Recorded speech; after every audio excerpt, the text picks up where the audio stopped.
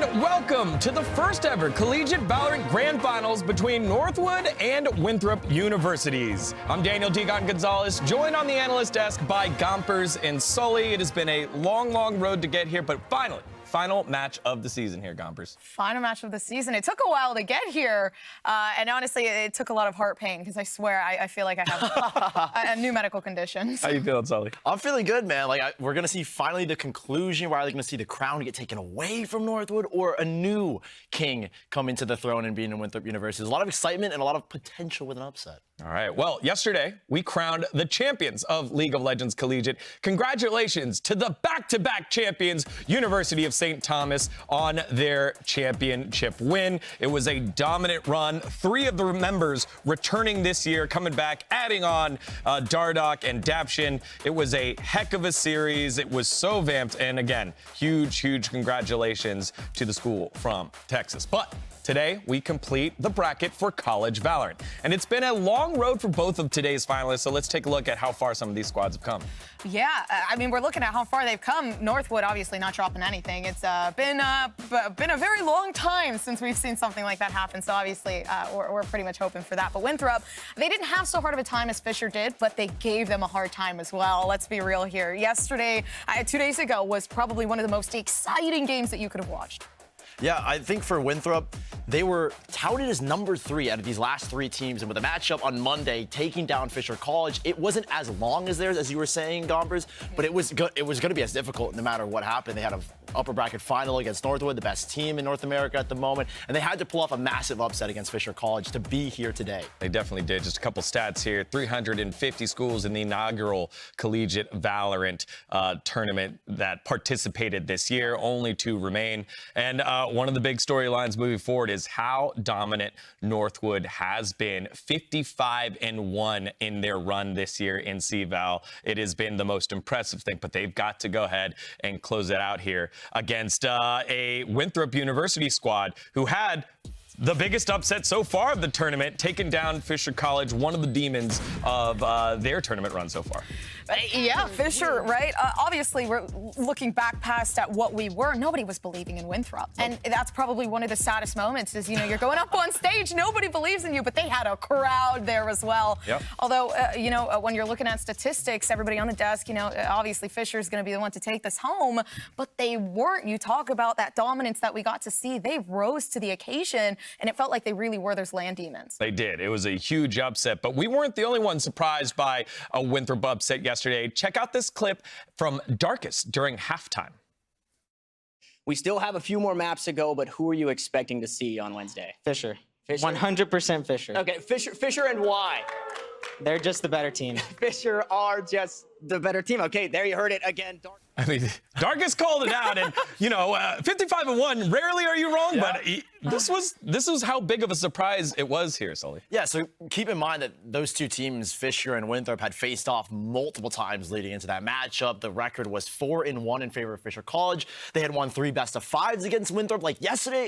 Monday was not supposed to happen by any means whatsoever. And for Winthrop, it was a huge rise to the occasion. The pressure was on them, and a lot of those players performed in really key moments. Yeah, they definitely did. Well, if Winthrop are an unexpected finalist, they would be an even more unexpected champion.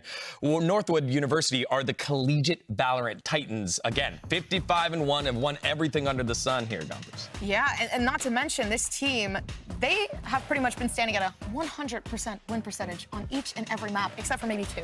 And that in itself is unbelievable. They've been playing for ages here, and even played in a worldwide stage. Yeah, I mean, this is a Northwood team that has a very storied career when it comes to the collegiate side, like we were mentioning, that crazy map record of 55-1. But they've also been up against the best of the best in the global scene of collegiate VALORANT. They went up against 500 different North American collegiate teams to play in the World Finals at the Campus Clutch, and they took that in pretty dominant fashion as well. They've come in with a lot of Tier 2 and Tier 1 experience, which boasts a lot of, extra ideas. It keeps them innovative, fresh, and ahead of the curve, which I personally feel Winthrop are going to lack today when it comes to that new idea going up against the best of the best. Yeah, they definitely don't have the level of experience on the opposite side, but it did require a star performance from their star player moves. But on the side of Northwood, their star player, one of the best in the country, it's Frbza. Yeah, and there's absolutely no question as to who's the stat leader when it comes to collegiate VALORANT. This guy has always been at the top of the top. He's MVP in almost every single one of their wins.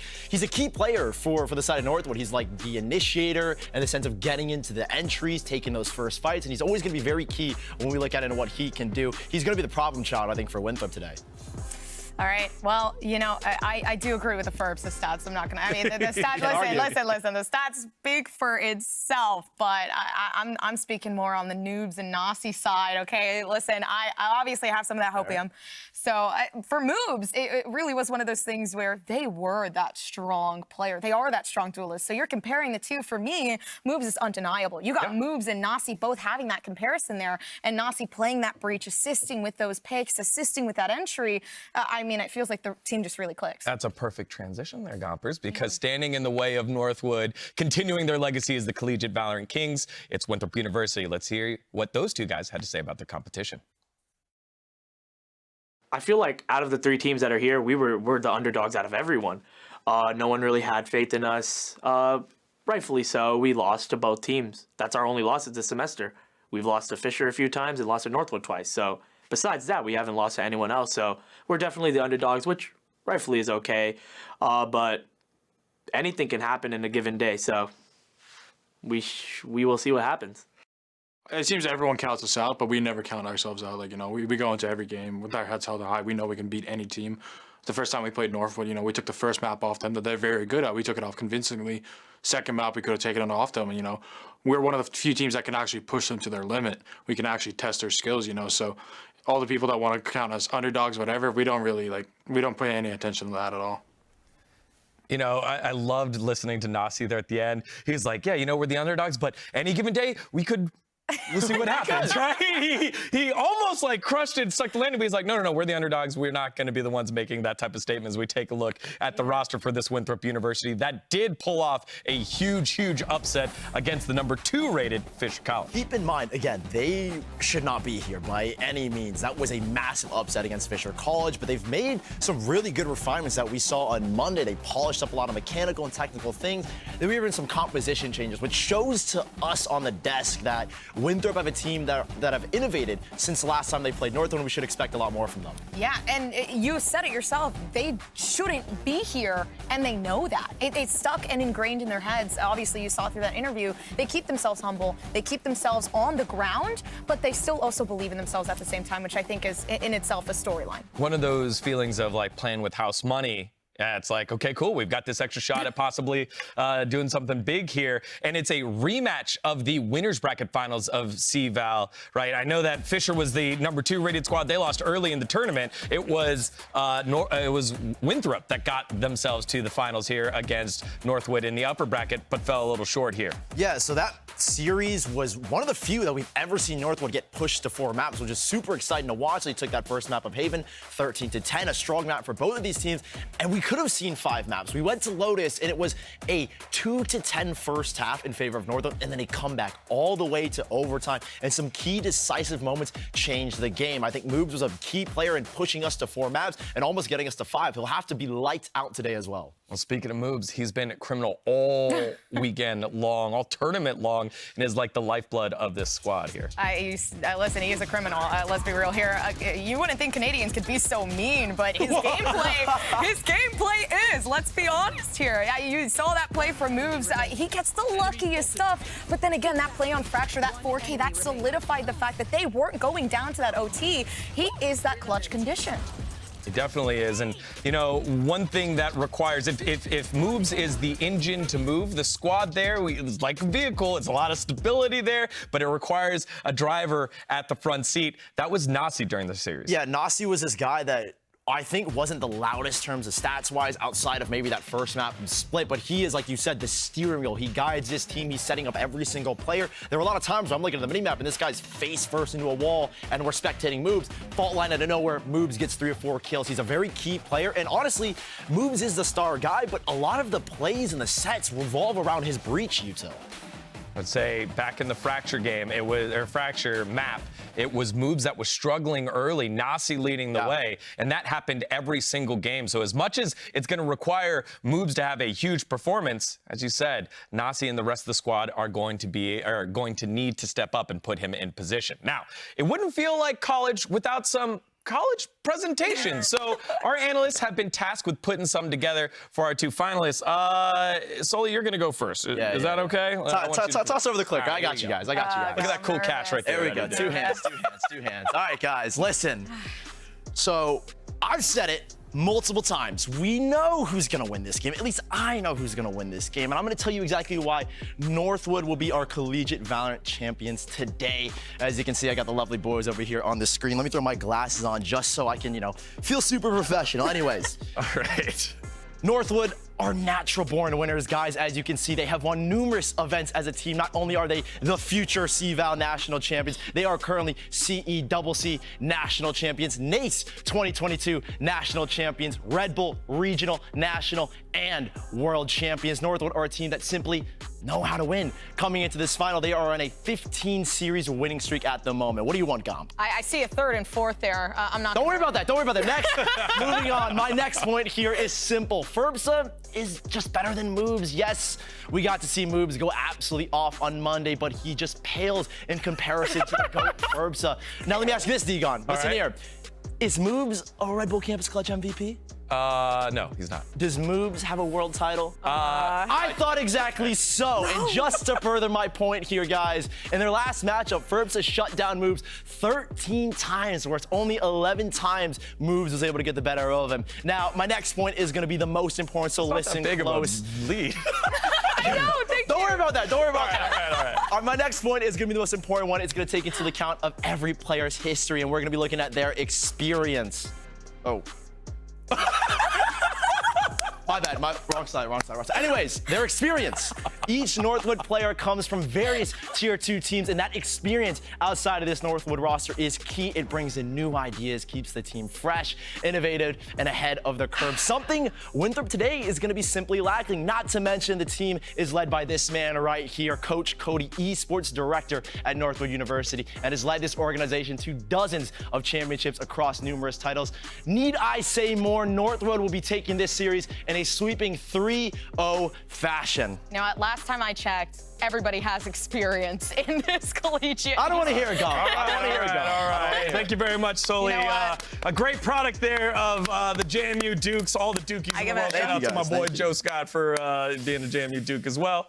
All right, so that's Northwood. He had the easy one. Gompers, it's my turn. Let's see the miracle run here. Listen, I'm on academic probation, so I need this grade. Okay. Oh my gosh. All right, well, let's see what this PowerPoint's made out of. I need it really bad, guys. All right, here we go. Obviously, we're looking at this is not my slide. This is not my slide. This is my slide. How Winthrop can beat Northwood. Now listen, we're getting hype here because this is a copium, hopium, dopium slide. We're up in here. We know exactly what we want. First one, it's Moobs.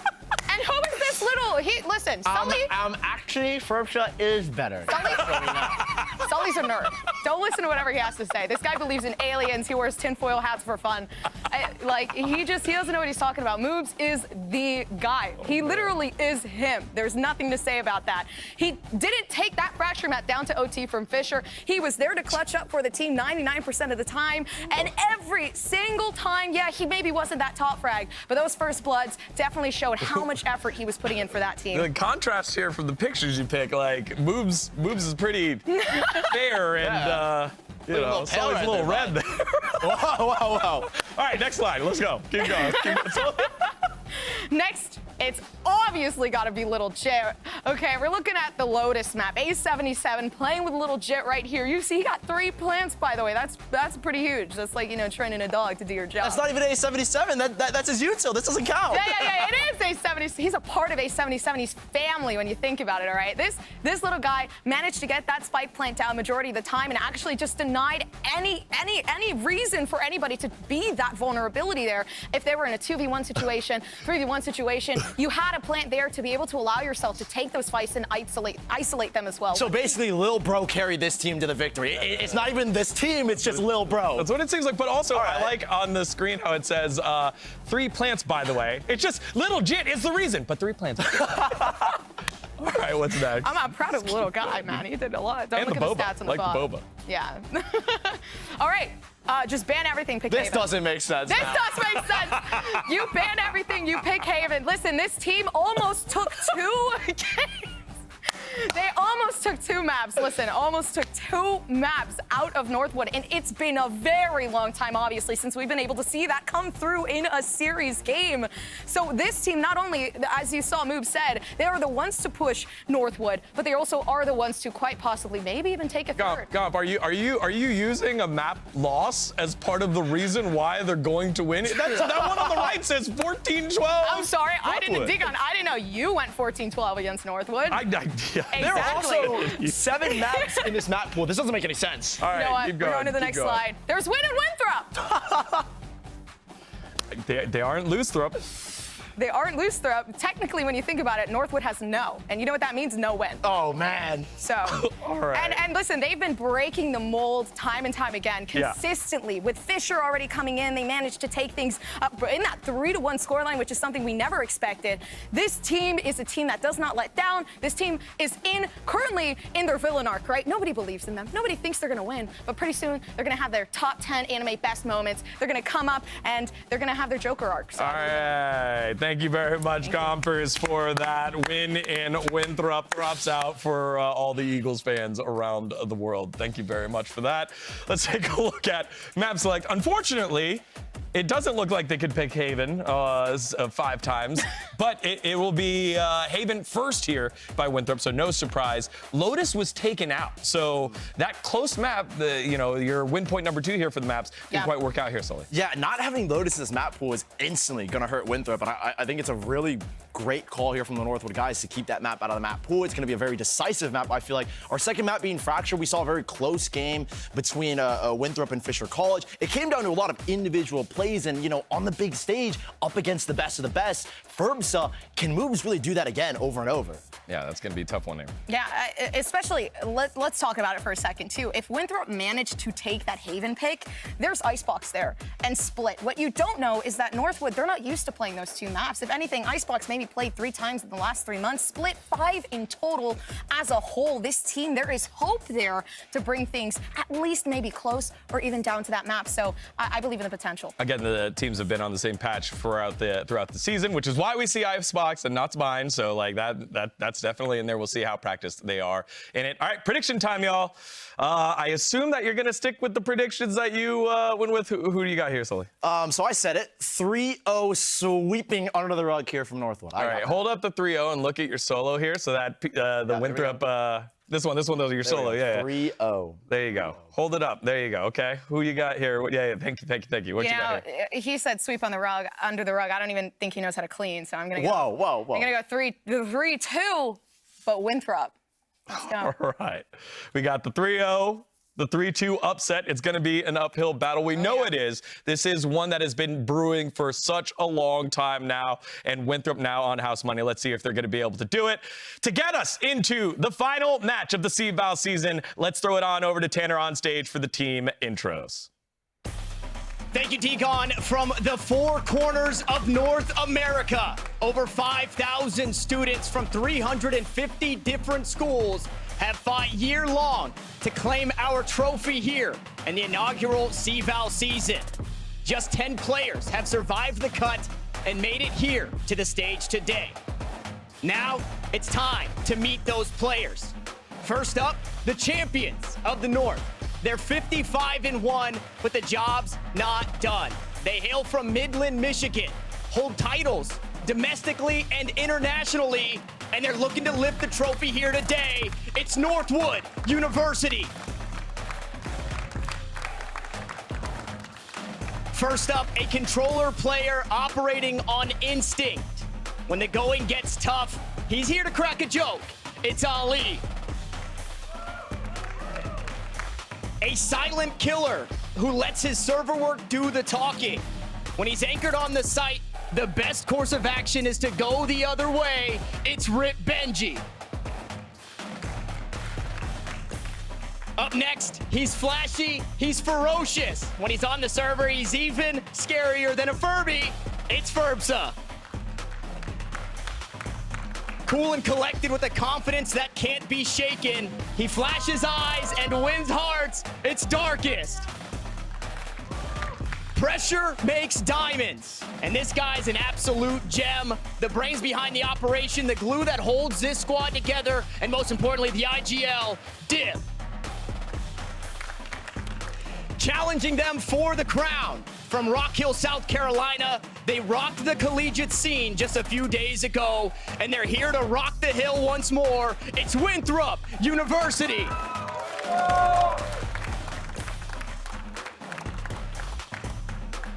First up, leading from the front, the IGL that pulled the strings in the upset victory against Fisher. He's looking to do it here again today. Nazi.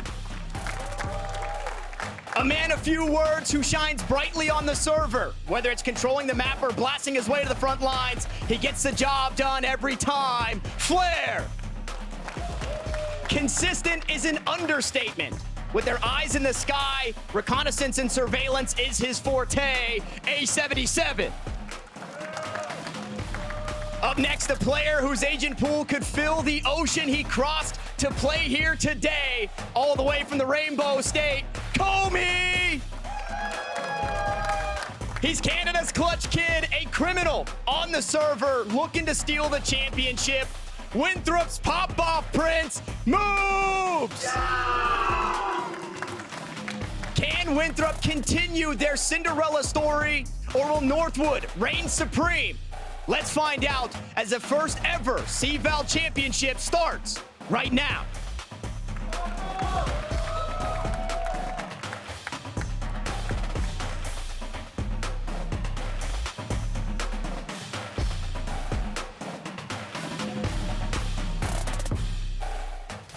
Everybody's been gunning for Northwood. Beating Fisher feels nice. We had our little rivalry, but now we're playing for the trophy. To be like the target is honestly, it doesn't really faze me. It kind of hypes you up when you hear the crowd like chanting for another team or booing whenever you guys went around. A lot of the teams kind of hate us.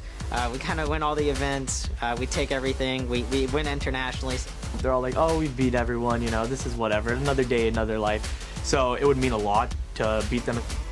No one really had faith in us. Rightfully so, we lost to both teams. That's our only loss of the semester. But anything can happen in a given day. Northwood had players that I knew of, I've played with, I trusted to win, so here we are winning. It's all just based on like trusting each other, like trusting that we know that we're gonna get it done. We all just flow with each other and it just works out well. All of us can go out there and be insane players and frag and kill everyone, but it comes down to the tiny things in the game that can change a whole series. We're a team that's very gritty, that people count us out all the time, but they're not the ones that are playing in the server. We know what we're capable of. It doesn't feel like an outlandish dream for us. Like, we can visualize ourselves lifting that trophy.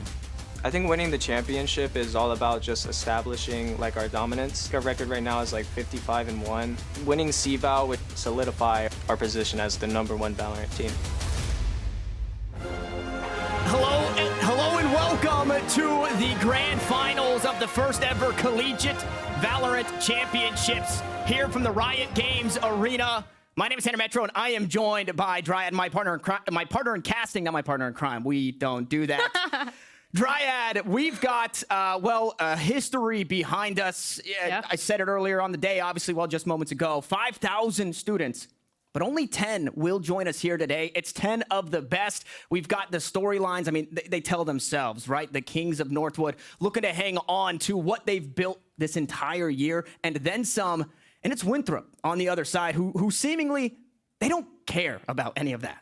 They don't care about all the experience that Northwood had. They also have experience of their own, and they're ready to show it here, right now in the Riot Games Arena. And I'm so excited for this one. It is a rematch of the upper bracket semifinal, right? So we remember how that went. But even looking at the history, you need to talk about Northwood. These guys have always been favorite. They've played across 11 different tournaments since 2022, and 9 of them, they got to the grand finals and they got the #1 spot. Yeah, #1 is something that they are very familiar with. They're no strangers to being #1. But on the opposite side, Winthrop always kind of played second fiddle, right? Yeah. When you look at the entire year for them, Fisher was that team that just continued to kind of knock them down a peg and refuse to give up that spot. And just the other day, we saw Winthrop overcome that first hurdle. And the only other team that Winthrop plays second fiddle to across all regions is the team across from them today. And that's the thing, for a lot of people, it seems like the favorite to be here in the grand final was going to be Fisher instead of Winthrop. But we saw how that match went, and it was very close maps that ended up giving that Winthrop victory. And that is so interesting too, because that means also a little bit of an adaptation that had to be made on the side of Northwood. You were interviewing Darkus. Darkus was saying 100% is going to be Fisher. And in that way, you are preparing for one of the teams, right? When you have to prepare at last minute for something that you're not expecting, things can change. Yeah, a lot of preparation for Northwood as they've just been hanging out on the weekend. Scrims aplenty for the squad, and now they finally get to put pen to paper. Yesterday we saw, or not yesterday, the other day, excuse me, Monday, we saw a Winthrop that for some looked a little shaky at first, but somebody who didn't look rocky at all as we jump into our agent select for map #1. A player that we have to pay attention to because not only are they on their favored map, but he's on his favored agent. It's Nazi on the breach. This guy was the rock that kept the team cool, calm, and collected and helped them on stage work their way through it. For these players, we've heard them say it, right? This right here is the goal for them. So you have to imagine the pressure they feel when they're sitting down where all of the Americas players have played. There's an interview with Moob saying, give me Aspas' chair. Like, I want to sit there. Let me do that. But Nazi was the guy that helped kind of center them, bring them back to reality and said, hey guys, we're just playing Valorant. Let's just go play Valorant. Yeah, and this definitely has to feel like a dream, playing in the Riot Games Arena, playing where some of your favorite players usually play every weekend, and we get to see them. The players that we have here from Northwood and from the other side of Winthrop, they talked about the players that they respect, some of them being crushies, and players that really step up, they look up to, and now they get to sit in the same chairs, play this grand finals, and lift the trophy. And somebody's going to get to lift that trophy today. And for Winthrop, I think the pressure is off. Chatting with the players a little bit last night, they're saying, right, nobody expected them to be here. You mentioned it a little bit earlier. Fisher was supposed to be the team on the opposite side, but Winthrop get it done and look to keep it going forward. Now, we've talked a lot about Winthrop. We've got some pretty recency bias, I guess, towards that team. We've got a lot to talk about. Northwood, on the other hand, and much like I said, Winthrop doesn't care about the Northwood accolades. Northwood does not care about the Winthrop accolades. They are coming out here to collect, and that's what they've done throughout the entirety of the year. We kind of set this up with presentations, you know, collegiate championship. Sure, this is the final, right? Obviously the grand finals for Valorant, but I mean the final, like you sit down in class, you take your final. We saw the study guide in that upper bracket semifinal. Winthrop got the study guide against this Northwood squad, and it didn't quite go their way. Now here on LAN, I'm wondering if we get in situations where they're coming back from a 10-2 deficit, pushing Northwood into overtime, but letting it slip away. Is the environment here going to be enough for them to pull out those victories? And a lot of the players that we saw from Winthrop yesterday really stepped up from that season performance in the top 8, in the top 32. One of them being Komi, who was a little bit more quiet before, but when he had to turn it up yesterday to get that winning B here, right now, he was able to do so. Yeah, somebody we'll be taking a look at as we look to jump into the server here. It's Northwood University, it's Winthrop University, the underdogs versus the alphas. And we get started here in the pistol on Haven.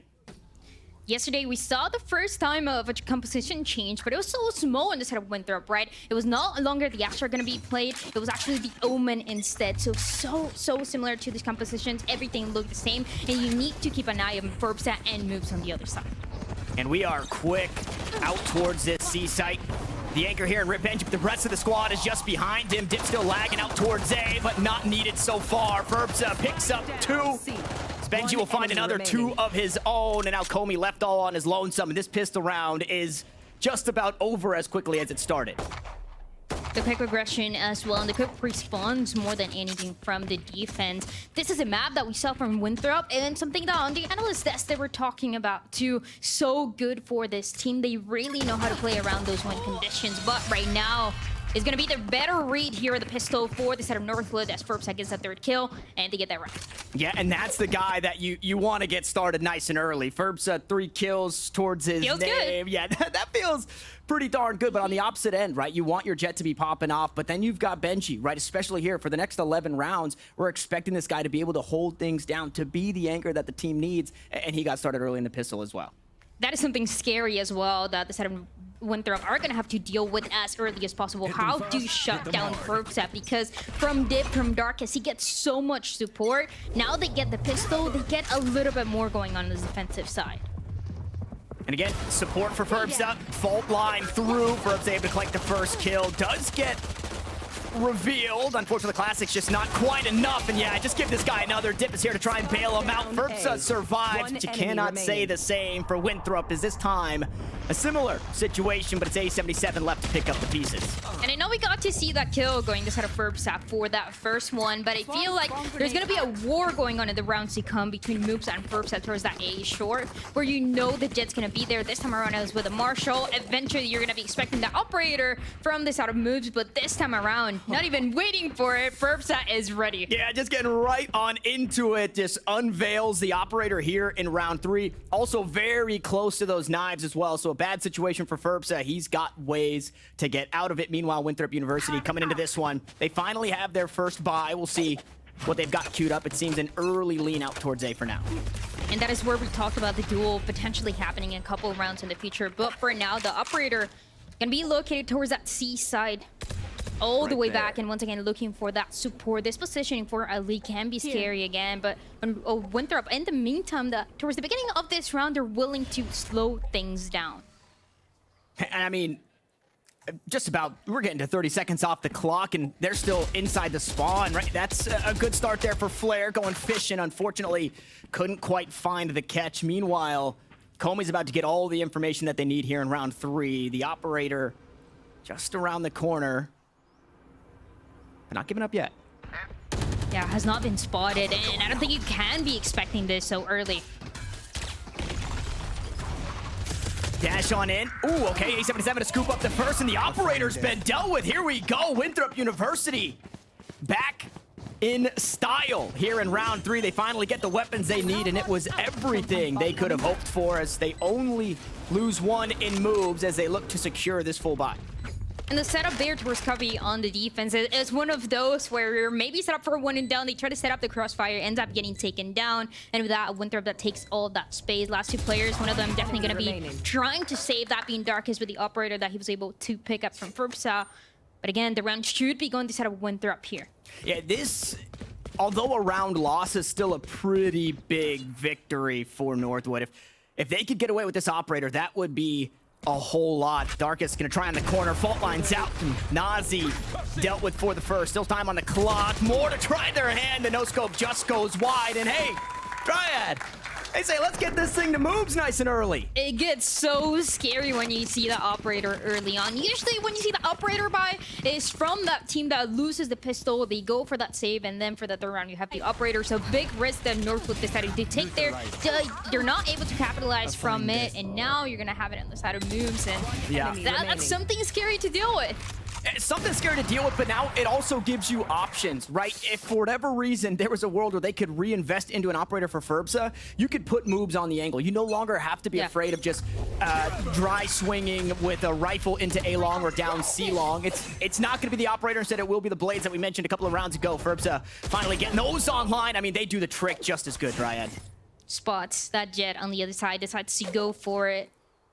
Does not work out the time around for Flair, so it's going to be FERPSA good for the first opening kill of this round. And the moves that we've talked about, and we get to see it now, he usually has a slow start, whether it is in the first couple of rounds or the first map, but he's able to get that first kill, he's able to have that operator at hand, so seems like the stage is set for this round, as this is the pace that you can expect from Winthrop. The pace that we saw yesterday, a slow one, trying to get for info. In a lot of rounds, he's been playing for that contact and waiting for the defense to do just this. Sometimes going the other way, though. Yeah, and I mean, this is worst case scenario. With the kill and the operator out towards C long, Northwood thought maybe there was a chance that they're rotating that way, so they all start to leave, but they've found the prize, right? They've got the spike down inside the spawn. It's triangulated. There's no way to get that out of there. And Winthrop, yeah, that gets spotted. They need to run away, and it seems like another multi-kill here for Forbes. That gets 3, and Komi being the last one. Gonna have a chance at anything. 4 kills here for the Jet of Forbes, and a player that we talked about, but I mean, let's talk about how scary he can be. We saw it there. We saw it with the operator. We saw it with the knives. We see it sometimes with the rifle. There was one match back then for one of the grand finals where he got 3 aces. Who does that? You don't see that internationally. You don't see that regionally. You see it here in Collegiate by this guy. You see it in VAL North. That's where you get to see it, and it's when you're watching Northwood, which they've got a whole lot of maps played, so you get to see it quite often when you are watching 9-1 to get us started. With the knives in the last round, it almost makes you forget the hiccup in round 3, right? Where Komi gets the best of Ferbsa, and then eventually at the end of the round, they end up losing the operator. But the ball doesn't lie. If the op was supposed to be in the hands of Ferbsa, it will be that as Moves gets us started nice and early here. 4 Sheriffs and a Marshal is all Winthrop have to work with, but a weapon found and a kill to their name. And usually you see the Killjoy utility being the one towards Garage. This time around, they change it up. They put it towards the A side, and that means you have to play for contact. That's the Omen. Ali ends up getting taken out because of that. Oof, Komi almost on the worst timing possible, but he does good. Jumps for another peek, gets shot through the wall, so down to 6 HP. He'll be hanging out in the back lines. His moves now looking to get aggressive, dashes through Garage, and he's immediately dealt with. Now it is just back to the Sheriffs and the Marshal here for Winthrop University, but this might be enough. This might do the trick. Dip gonna tap back and forth. He'll find his 1, but it's 3 kills the way of Winthrop, as they've got themselves a C site, and Ferbsa is the only close player for now with Benji in tow. And the only close with an operator, it becomes so much more difficult to get this going. The first opening kill has to be everything. Picking up that rifle too. No! Komi gives up way too much. Flair was expecting something different, and now Benji put in a position to steal away the round. The criminal in Moves is gone. It's all up to A77 with a shock dart at his back, and Rip Benji does it here. A situation he should not have been in, but he pulls Northwood out of it. The player that on the side of Northwood is the most calm and collected every single time, isolated towards that A side where the fight was not going on, gets a little bit of help from that first kill that Ferbsa was able to get, and then just the full advantage because of that. Now, both of the lockdowns here are going to be available, and again, these compositions are exactly the same. So it's all about the mental games. Something that Northwood even talked about. The fact that they played so many different tournaments, so many different maps, means that everybody is trying to counter-strat them, and you know Winthrop was doing just that. Yeah, when you're at the top, it can be hard to stay at the top. Do you know what they say, right? If you come for the king, you better not miss. Yeah, Ferbsa continues to be a problem here on the server. Moves now finally in a position to start to battle back as Flair sticks the ultimate here on the A site. So in the back lines, as Bench just completely unsuspecting there of that one. Lockdown comes through from Winthrop. Oh, and the barrels, no way! Ferbsa getting away with murder. And he does this every single time, right? In many different ways. We talked about the operator, the Marshal. This time around was the rifle, just enough with the flick. Ends up getting taken down, and the Hunter's Fury comes in. Yeah, they finally slow him down, but I mean, the inverse, right? The plant has been stalled. Darkest will take a blind shot. It doesn't find its mark, unfortunately, for Northwood University, but still in a position to maybe find their way back into this one. Ali has full utility. As soon as they can get this Omen set up, we'll finally see it tossed out. Paranoia queued up, smokes already in play. Moves to find the first good reveal as Darkest drops down. The shorty will be just enough, but he's stuck on the reload. Ollie there to bail him out. And now the 1v1 with 4 HP. It was almost enough, but so close, yet so far as Winthrop find another. And the shorty a little far away as Nazi's able to secure that one round. Second here for this set of Winthrop. With a setup that we see changing a little bit in the upper bracket final that we got to see, that semi-final between these two teams. A lot of the rounds in both of the sides were being left for those retakes. You can see Northwood is not trying to let this happen. They're having that Killjoy util heavy towards the A side, trying to back up and playing for that aggressive style. And that round doesn't quite work out their way. A Rolling Thunder is available as well for Winthrop. Massive win condition for this round. And a team, once again, willing to slow things down. Are they expecting this push here? Yeah, and Winthrop have kind of done some of the heavy lifting. They finally get this reset on the economy so they can bring us within striking distance, within 1 round. Good shots, though, back and forth, but it's Northwood out on top as Ferbsa does it again. I mean, you give this guy a slingshot, and he's going to find these kills. He's just that good. Just every single round we've seen the kills from Ferbsa come in and look insane, whether that's that flick or even the Guardian being more than enough. Is that passing it to Ali as the HP for that Jet is going to be low? But so winnable, right? The eco round, there was nothing going on. They go for that aggressive style. Winthrop reads this. That's what they were playing so far back. And even then, they cannot connect the kills. Yeah, fortunately, those kills and those rifles will be just out of reach. So like you mentioned, it is just going to be that Guardian in the hands of Darkus right now. Meanwhile, I mean, Winthrop are playing around the world here with this one. And I'm wondering, is Moobs going to pop the ultimate, or is he doing this whole thing with the op? 30 seconds left. I don't think it's going to be the ultimate, at least not initially.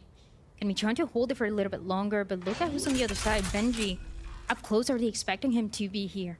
Spike planted. And lockdown available. We'll see if that comes to fruition. Hunter Shuri on the opposite side for A77. Is no way. Moves, puts himself in a bad spot. Going up top was Ferbsa. He will gladly sacrifice his own life for Darkus to find that kill. And Northwood, I mean, they continue to flip the script in some of these rounds. You get a free operator, you get the free rifles as well. You secure the round for Northwood once again. And you can tell it, they're feeling pretty confident about this one. Yeah, they feel all right. Benji getting a little sturdy on the spike This is the there. quiet player, by the way. Yeah, this is the quiet one. I said he lets his server work do the talking. That's where he says most of his words. He lets, actions speak louder than words. I mean, if you're getting the rounds, if you're getting those kills in that eco round, it has to feel good. On the side of Northwood, 5 rounds on the defense that they're able to secure. And that's the thing, the only ultimate that we saw early on was that Hunter's Fury. Everything else they've been able to save. And they have all these stack ultimates to deal with potentially a retake if they want to leave it up to that one. But once again, it seems like up close towards A, an operator, and it has a Ferbsa and looking for more. And the cross out towards A-Long. Recon Bolt doesn't reveal enough there. Ooh, the jump across, and they walk away with their lives. Dip there, though, to capitalize. Finds A77, getting a little too comfortable. Nazi seemingly will try his hand. It's only pistols. The Bulldog does get something done here. Rolling Thunder still available. Opshot goes wide, and again, Winthrop put themselves in a winning situation, but job's not done just yet. Planted. In a 2v3, still very much doable on side of Winthrop. But the lockdown gonna get activated. That's huge. And committing to it.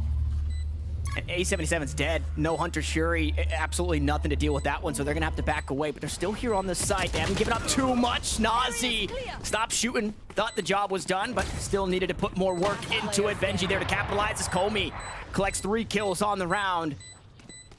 And Ali, unfortunately, cracking jokes when the going gets tough. Might not get it done for you in here in this situation. Operator dealt with 1 more to go. It's Moves on the opposite side.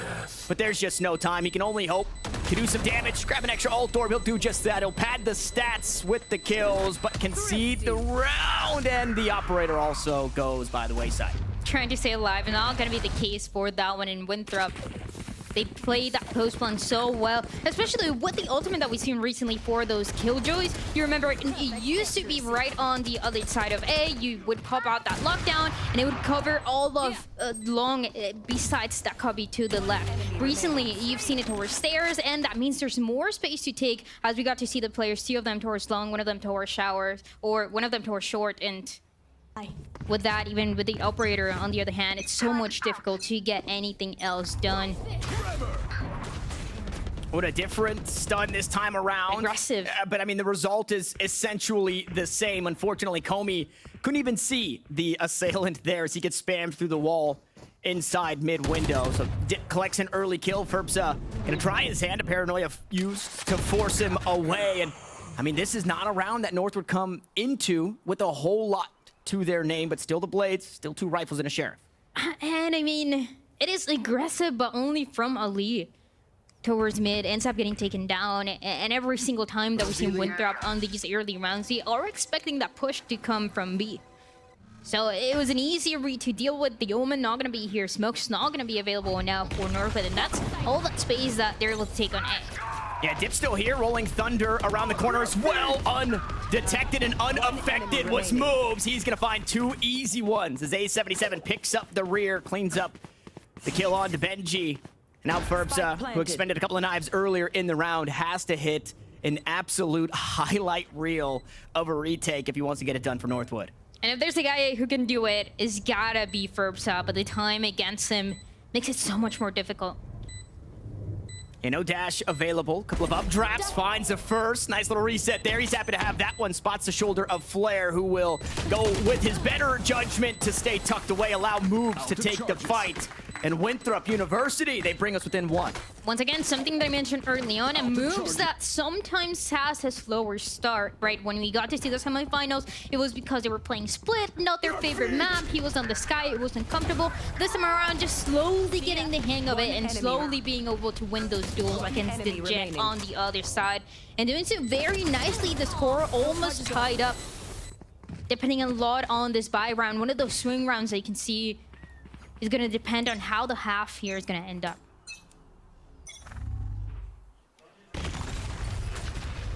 And this is a play that we've seen a couple of times across the map is Ali, but he's still supporting his team with this smoke that it's forced Winthrop to use so much just to walk inside the lobby. So a dash already down, Cloudburst used, and they're postured up a bit, but they have absolutely no idea where Ferbs is at right now.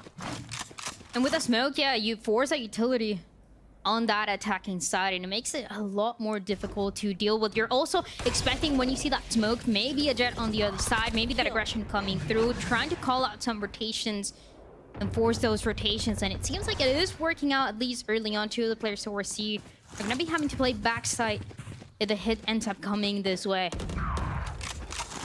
And they are just getting picked apart early in this one. Winthrop looking to find themselves a tie game as Ferbsa, yeah, just goes wide. A really strong start, but I mean, just when things get weird for Ferbsa, the rest of the team starts to pick up the pace.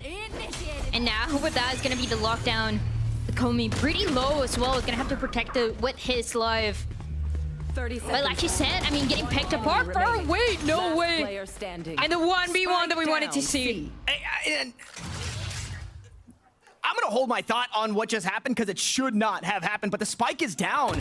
Moves has gotta go pick this one up, and fortunately, he comes to the rescue perfectly, and he is stoic sitting there at his setup, just saying, hey, again, job's not done, more rounds to go, but we're all tied up. That is 6 kills for Moves in the past 2 rounds, really stepping up. Or again, the rounds that matter, once again, forcing an uncomfortable buy to come through for Northwood, and we've seen a lot of those play out.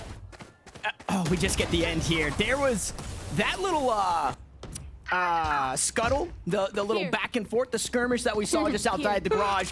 Benji walked away with a kill that he had absolutely no right getting there. Fortunately, at the end of the day, it didn't matter. Round still goes away of Winthrop, so they're happy there, counting their blessings. Oh, beautiful reveal. It spots 2, but it doesn't matter. Darkest to find the first, Dip collects another, and these weapons, they're not too far out of range. And once more, Dryad, they have the spike in an awful position. Nazi on a solo mission here, goes in, and unfortunately doesn't make it out. If you want to win a round, you gotta go eco, because it seems like that is the one-win condition that we see for both Winthrop and for this round. Has gotta be Northwood. Only A77 incoming alive, but they're still dangerous to deal with, though the rifles did get recovered on the other side. Coming, yeah, all the way back, spotted 2, gets 1. I mean, there's just so much to get done here for Comey. This is the tallest of asks. Players at his back, not players right in front. It's Dip and friends. It's the family photo, and now he's got an idea of what's going on the other side. I don't think 55 HP is going to be enough, so he will give himself up the round. It belongs to Northwood University as a 6-6 half is still on the board. Obviously, this defense wants one more. And early on that round, when you see those ecos from Northwood, you know that it's going to be aggressive towards one of those sides. For that round specifically, it was 3 players on the A side, giving the extra support for Ferbsa to work with the 2 initiators there, able to help it out. And it's a perfect read once again on the attacking side. As 1 by 1, they ended up getting taken down. Big round here for Winthrop. Knives. Hunter Shuri from the shadows. We'll see what they can cook up with this. 5 players lean out towards C, and a few of them have been spotted. Beautiful paranoia and moves. Just has absolutely no idea where he is on this C side. Nazi walks in and takes 2 with him as Flare. Wants to find some more, and that's exactly what he'll get. 3 kills away of Winthrop University. They're looking to knot us up here. Spike planted in a 2v4. It was Benji playing around along with Dip, trying to get that lockdown towards that A long. He gets it, but now they're the only ones alive here in a 2v4 to deal with. Yeah, lockdown available, no Hunter's Fury, so not bad as Dip's already on the site, so they know nobody backside. Rolling Thunder though to try and deal with this one with 6 seconds on the clock. Benji tries to keep his teammate alive, and he's done so much more than that. A 2v2 now as A77 will finally show himself. Comey also playing in this position, so they only have to worry about C long as Benji gets the spike halfway. Maybe looking to go the rest. I mean, there's just no contention. Comey has to step up, and he does not do it. He'll find the kills at the end of the day, but the round goes the way of Northwood. A 2v4, and they're able to get it. Northwood insane with the play early on. And again, you never see that setup because it was the one-win condition that they knew from the beginning of the round. Benji securing that lockdown towards A, going all the way around, and even if it's a 2v4, they're gonna make it happen. What a play from Benji. Yeah, well, with that 7-5 at the half, we're going to throw things down to the stage for a quick interview where Sully is standing by with Ming from Fisher College. Thank you so much, Tanner. I'm here on the front lines with Fisher College Navy coach Ming. Ming, give me your thoughts real quick on how this map is going, how that first half was really for both these teams. I think Northwood came out to a hot start. I think, they were forcing their game plan, really kind of getting in Winthrop's face, but I think Winthrop did a good job adjusting as well as kind of pulling those mid to late rounds back, which I thought they did really well against us on Monday as well. Yeah, I'm kind of in agreement with that. I feel like Ferbso was kind of being a problem child throughout that entire first half. Like, he got the out, things started to click. Going into the second half, we know Ferbso is going to be an issue. As the coach, you've played against these guys multiple times. What do you think Winthrop needs to do specifically to shut down that problem guy? So for me, I'm picking one part of the map to go to. If we see him, I'm dumping every single piece of util I got on him. And if we don't see him, I'm hitting that side anyways, because, it's either you dump everything on him or you run away from him. And that's the only way to deal with him. Gotcha. So going back to Monday when you guys played up against Winthrop, I don't want you to relive the loss, unfortunately, but tell me, we spoke to Winthrop and they were telling us there were a couple changes that they made. Are you seeing anything during that matchup? Anything here that they've done a little bit differently in the past? Yeah, I mean, from the games I saw against Mizzou and Northwood the first time, I think it's night and day how they play. I think a lot of credit has to go out to Shy Jim. He came in beginning of May, and I think he's really kind of turned this team around and put a lot of depth into their game plan. Gotcha. Well, everyone's kind of expecting Northwood to win. Let me get your thoughts real quick. Who's taking the map? Who's taking the series? I think you got to go Northwood, but I think it's gonna be close. I think it's gonna be a really close series. All right, well, I appreciate your time here on the front lines. We're going to throw things back to the casting desk. Tanner Dry, take it away. Yep, thank you, Sully. Again, a reminder, 7-5 at the half. Good insight, though, from Ming talking about, right, if you're Winthrop University and you're playing against the Titans of the North, you have to make changes. And at the very least, from the outside perspective, those changes have been made. Yeah, of course, and you see the adaptation as well from this IGL. 2 rounds happen where they struggle, and you see that change right away. And for this side of Winthrop, that has been a constant since that semifinals that we got to see on Monday. And of course, it has to be the same thing happening today because Northwood, and they talked about it, they're always willing to try new things. They're always experimenting, even on the fly. And that's how they are a little bit of that unpredictable team in so many different ways. And all quiet here. Winthrop hold their ground to start the defense. Northwood poking, prodding, trying to find something here. Dip just around the corner, leading the charge. No drone, a couple of shock darts, and it goes to his name. Recon comes through, and the timing's perfect for moves. Had to do that so quickly. There was a turret on the other side, moves, swings, gets a kill. But now Northwood's starting to wake up to his garage. Yeah, a couple of right clicks later, though, and Flair's got himself here in the fight. Odds have been even until Benji jumps into the mix and leaves everything up to A77. I mean, consistent as can be is this player, but still a tough spot retaking the C site with 2 players in front of him. The smoke that he's going to have to deal with first. In a 1v2, Paranoid has to back up, trying to waste as much time as possible from this Sova. And they do a good job with that smoke there from Ali to buy out that second shock dart. Recon bolt also not used to any value here, but it might not matter. It gets close, but Ali again. When the going gets tough, Ali gets going. And you see Ali, when he needs to get those clutches, secure that round, he's going to do so. And a lot of these opportunities, we see him going a little bit more aggressive, especially for a controller player. But when it comes to supporting that team right at the end, he's going to be there. The pistol here secure once again for Northwood as they get to 8. And this was the map, right, that we were expecting for Winthrop. It's the map that they took off of them in the upper finals. It's a strong map for them historically, but there's a lot of work to be done if they are going to take this one away. And it's a gamble towards that C site. All 5 players there stacked and slowly realizing there's nothing here. But Northfield as well being as careful as they can be towards the more that they're able to keep alive, the better that is going to be. Benji seeing a little bit more far back too. And Northwood are going to be happy with the outcome here. We'll see if they commit though. Maybe thinking something different, wants to be in the safer of the 2 positions here with that spike. And you see it. The wind is out, the cloud bursts are down, Ferbs is on the site, the rest of Northwood behind him, and well, the gamble does not work for Winthrop University. However, it's a pretty good place for Northwood to be right now. Waiting for around those 50 seconds, and again, playing as safe as you can for Northwood. Everybody alive and wealthy. And the Benji that we mentioned early on, still here, far back. They gotta know, they have a right idea where it can be. Yeah, you definitely have to expect this. If that turret is still active, you know that Benji is in the area, so they do good to dig him out. Unfortunately, it's a 1-for-1 trade, and when you're down weapons, you definitely do not want to be even in numbers. As Northwood are looking to push aggressively here, looking to find a couple of players up towards heaven. They might just do that. Nazi gets one back, but Ferbs once more starts to collect. And now it's just walking alt orbs on the side of Winthrop University. Their only way out of this round is through death. Moves will get one more, dashes his way on in, will sacrifice his life for the economy.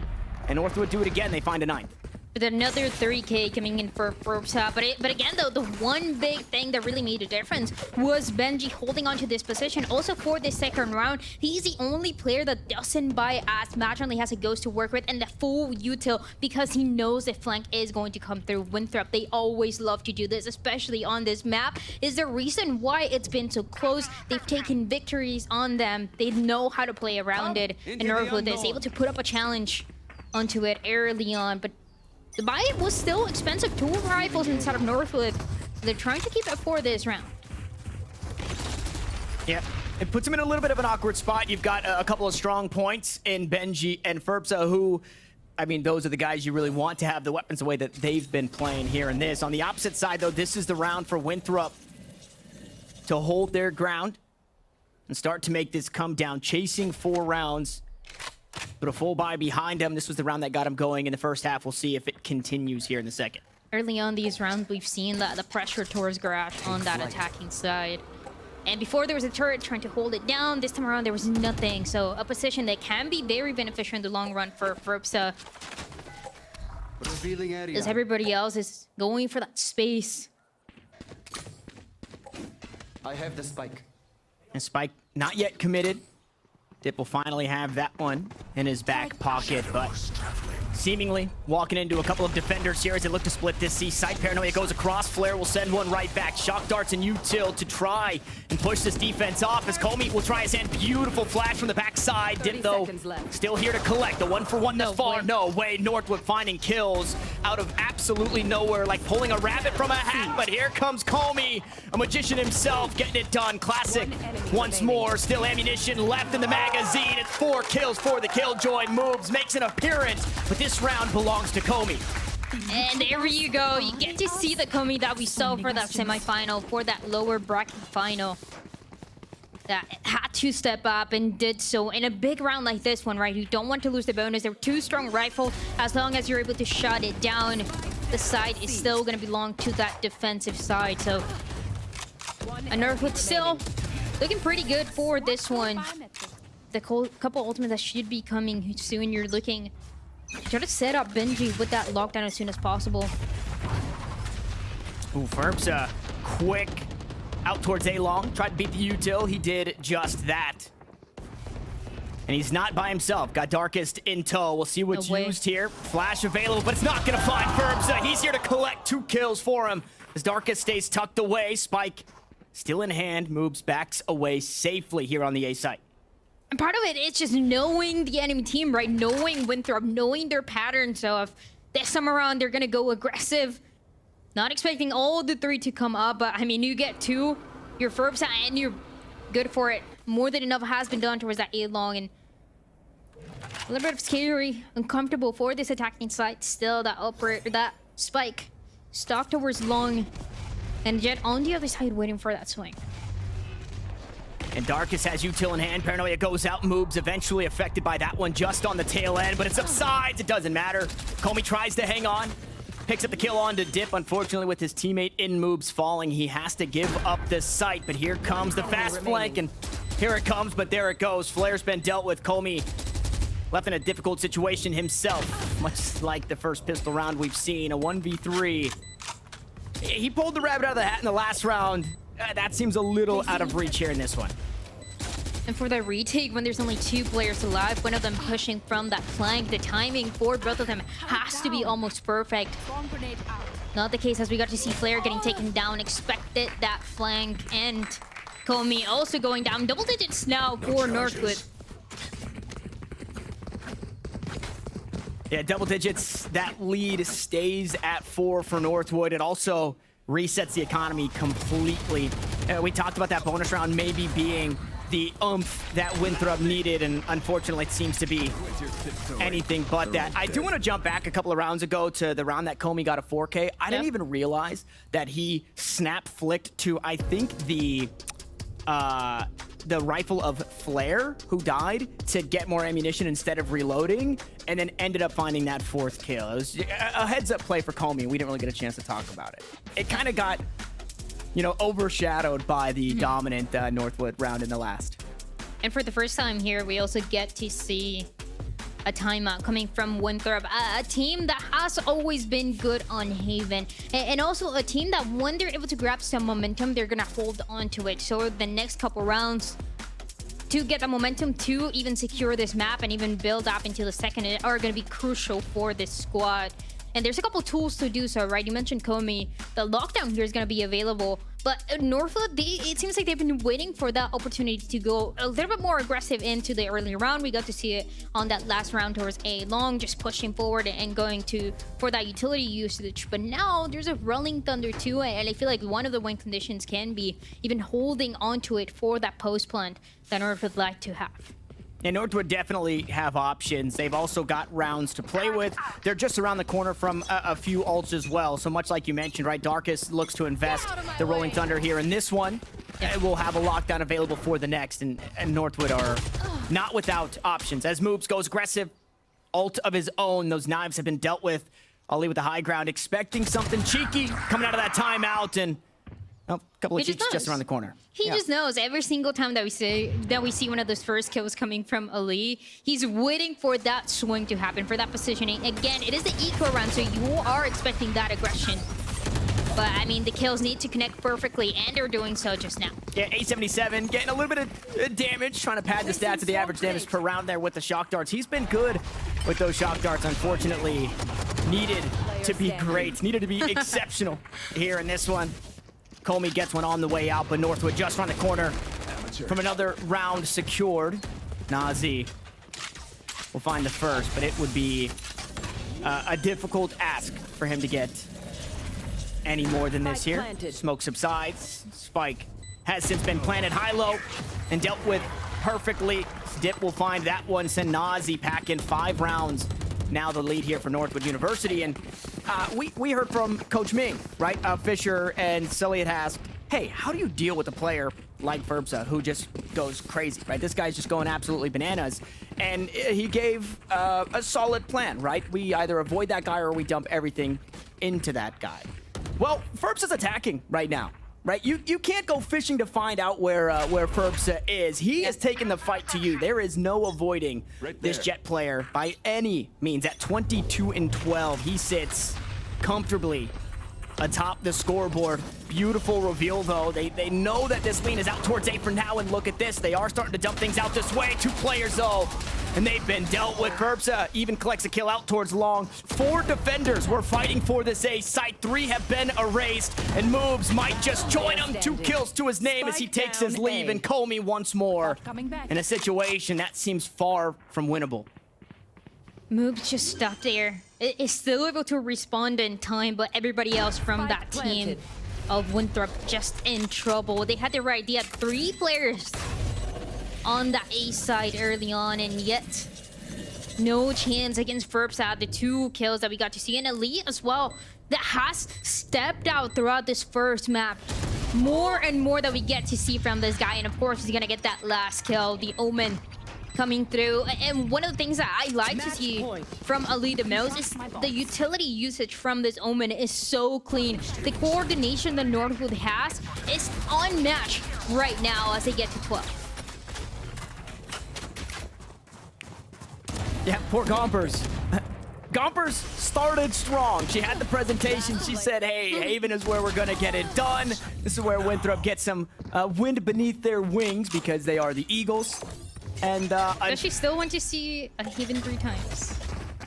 You know, I don't know. I don't know if, yeah, she still wants to see the Haven 3 times. We are just around the corner from an early exit here from Haven as 4 ults online from Northwood with 1 round to go and a spike planted uncontested to the lockdown for lockdown. Uncontested. I spoke a little too soon. Out comes the Hunter's Fury. Dip gonna try and deal with this one. Rolling Thunder comes through and they're trying to beat the lockdown once more, but Benji does it again. Keeps his teammate alive. And with that, Northwood a player ahead. Spike planted.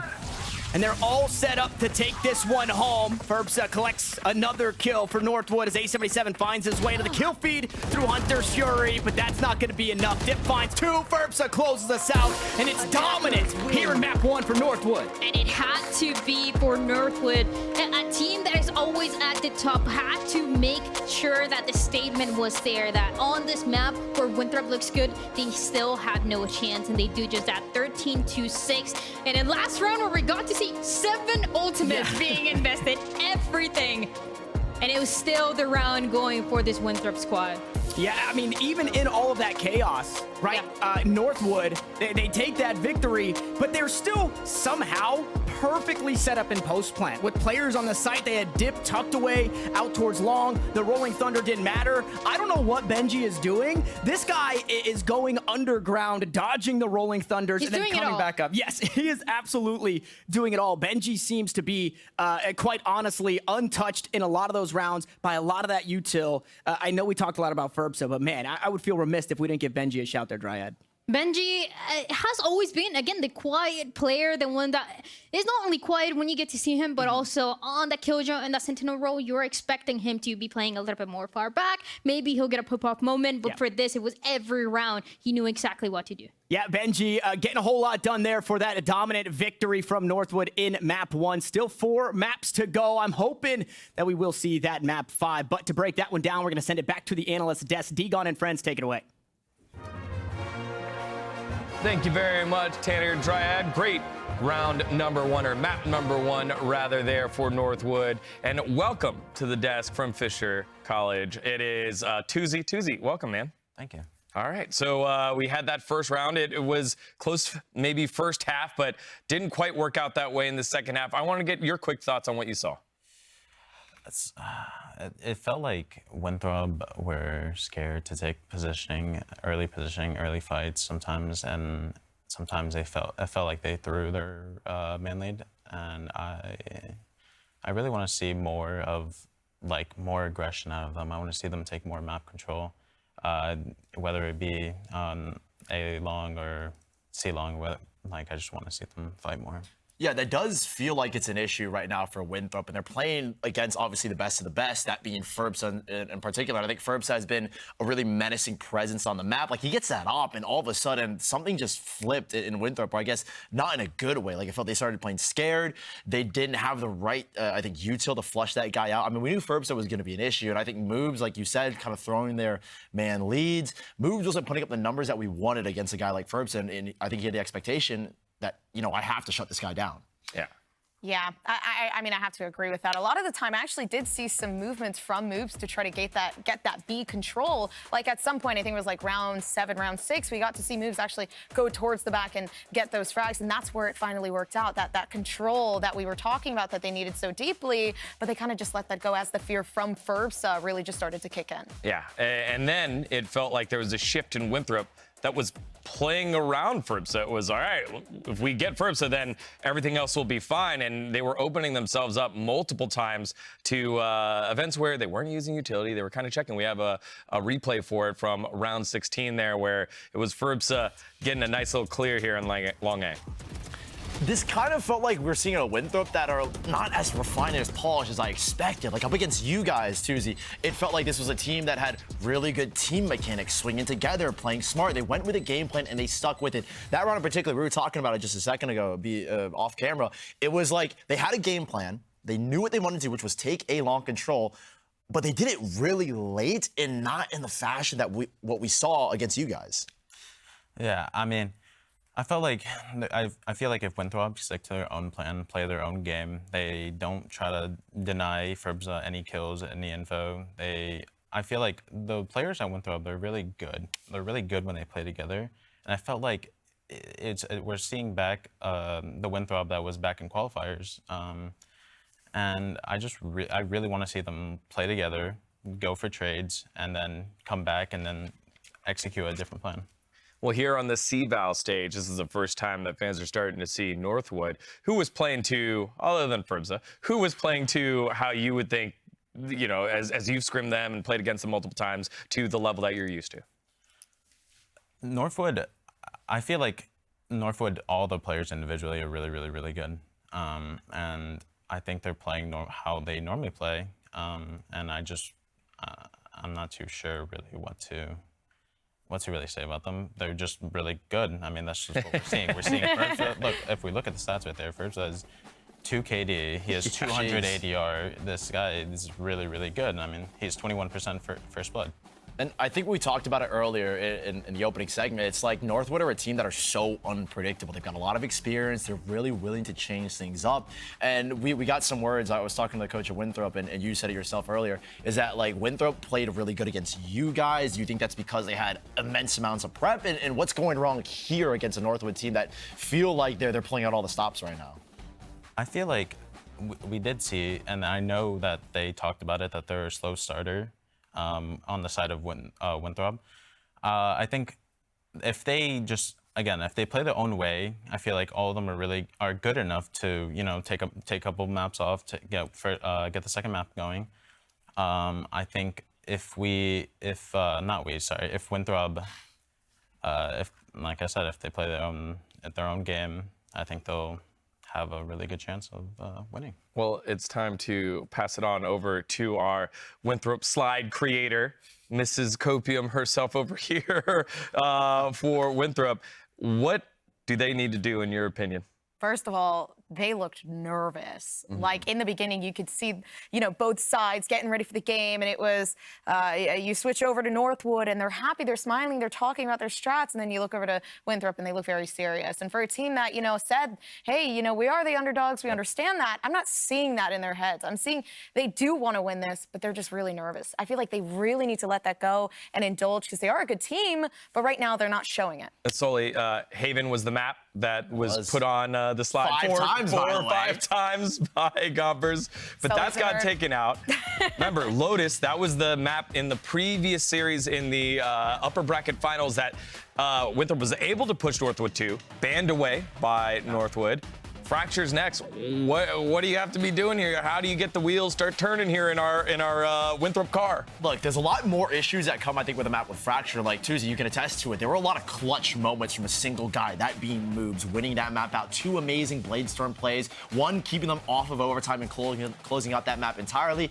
Moobs had a slow start in the first map against you guys. Now, we're hoping that he heats up here again, because this is a crucial map in this series. We could see 5 if they had won that first map. There's still a chance for them to push us to 5 maps, but Fracture's a must-win, and there are a lot more issues. 4 different ways to entry. Furbs is going to be unleashed. He's going to be an unpredictable factor. You can try and counterplay against him, but he can come from top side, bottom side. He could even split through sands if he wants to. A lot of unpredictable factors, and then come into this next map of Fracture. Tuesday, where should our fans and audience be putting their attention to on this map number 2?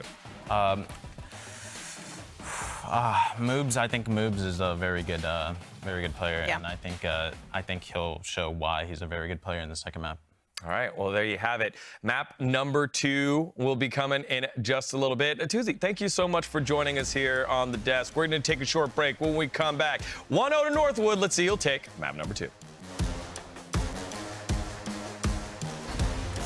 Dash on in. Ooh, okay. A77 to scoop up the first, and the operator's been dealt with. Good reveal as Darkness drops down. The shorty will be just enough, but he's stuck on the reload. Ollie there to bail him out. Now the 1v1 with 4 HP.